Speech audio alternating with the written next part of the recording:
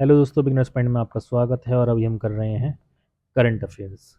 Home minister Amit Shah to launch national cooperative policy 2025 in New Delhi.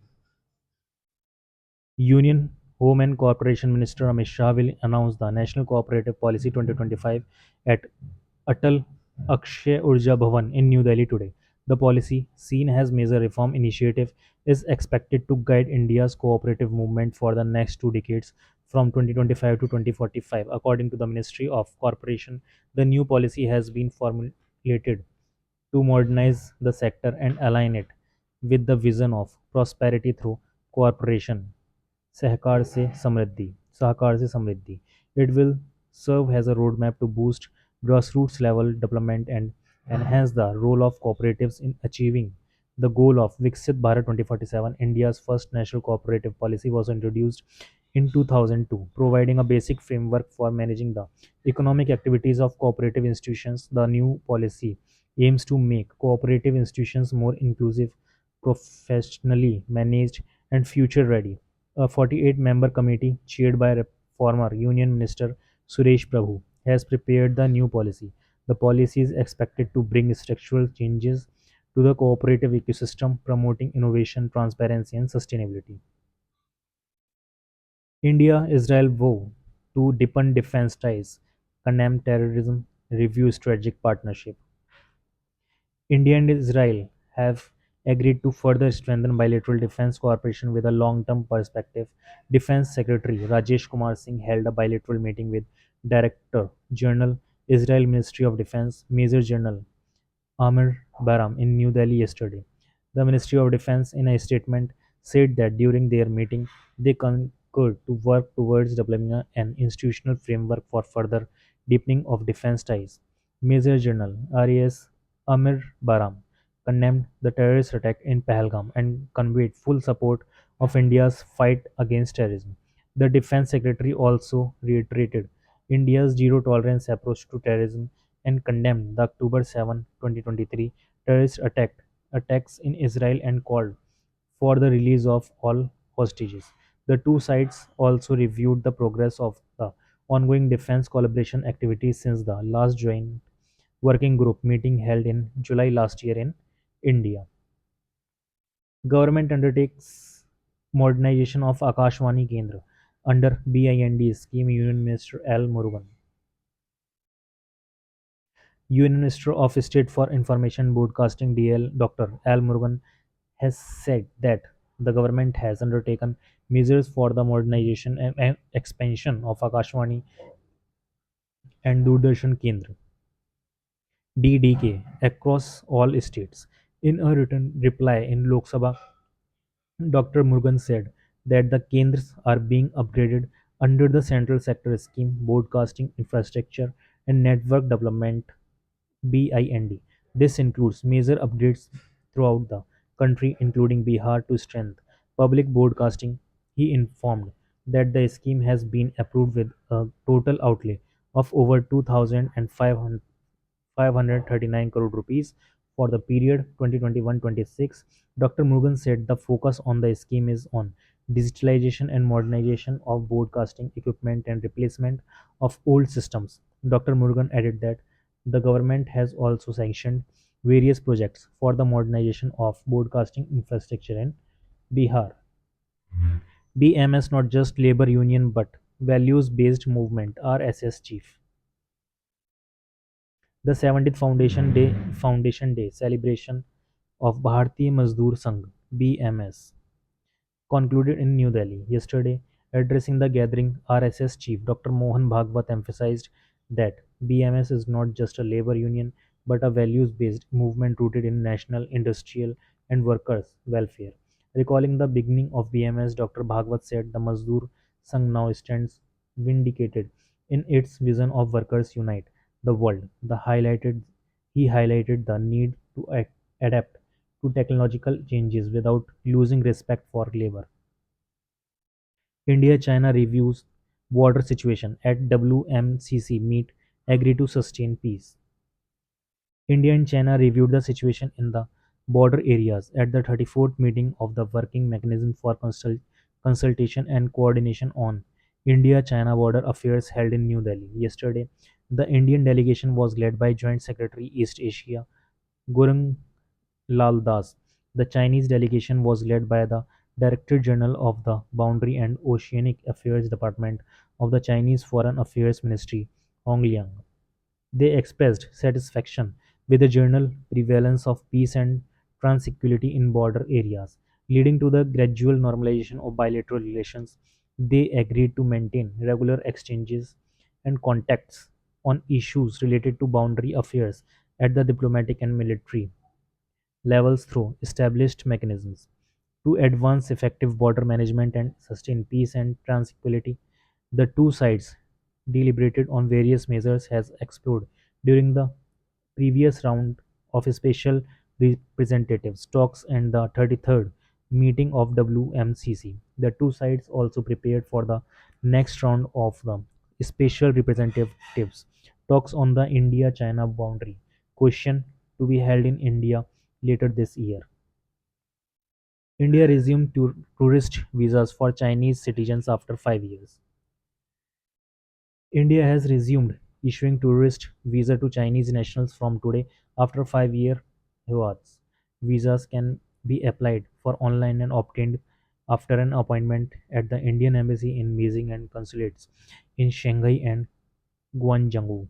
The Indian Embassy in Beijing in a statement informed that Chinese citizens can apply for a tourist visa to India after completing an online application, scheduling an appointment, and personally submitting their passport and other required documents to the Indian visa application centers.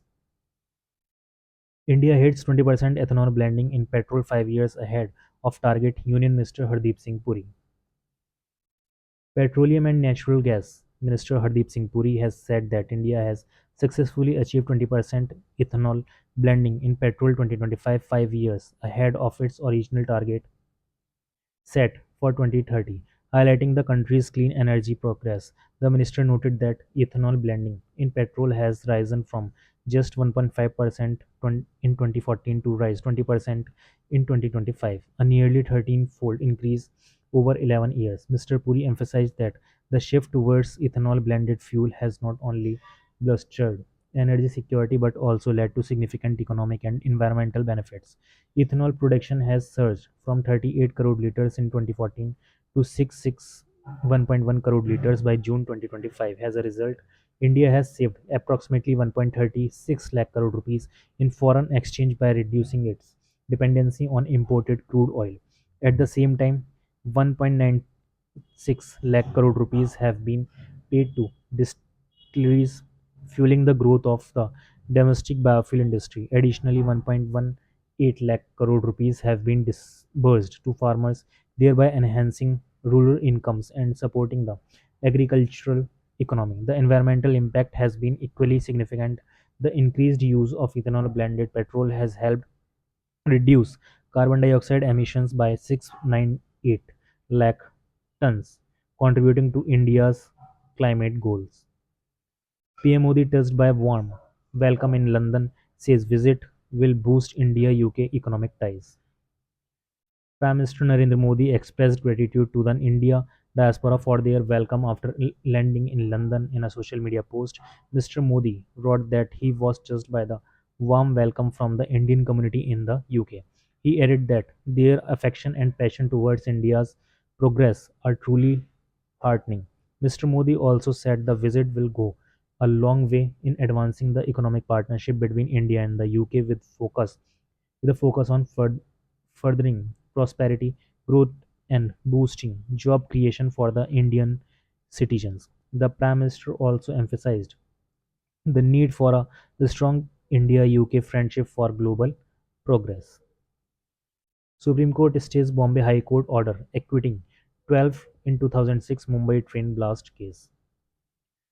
The Supreme Court of India has stayed the Bombay High Court's order, which acquitted all 12 accused in the 2006 Mumbai train blast case.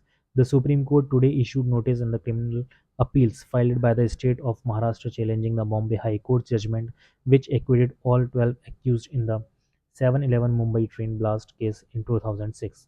Solely Theatre Journal of India, Tushar Mehta, appearing for the state of Maharashtra, told the bench comprising Justice M.M. Sundaresh and Justice N.K. Singh that he was not seeking an order to direct the accused persons who have been released from prison following the judgment to surrender. However, he requested a stay of the judgment, stating that some of the observations made by the High Court in the judgment can impact other pending trials under MCOCA, the Maharashtra Control of Organized Crime Act. Indian ports transcend from logistical nodes to global commerce hubs. Prime Minister Narendra Modi today said that India's ports are evolving into global commerce hubs through expansion, mechanization, digitization, and ease of doing business. Mr. Modi said this while sharing an article penned by Mr.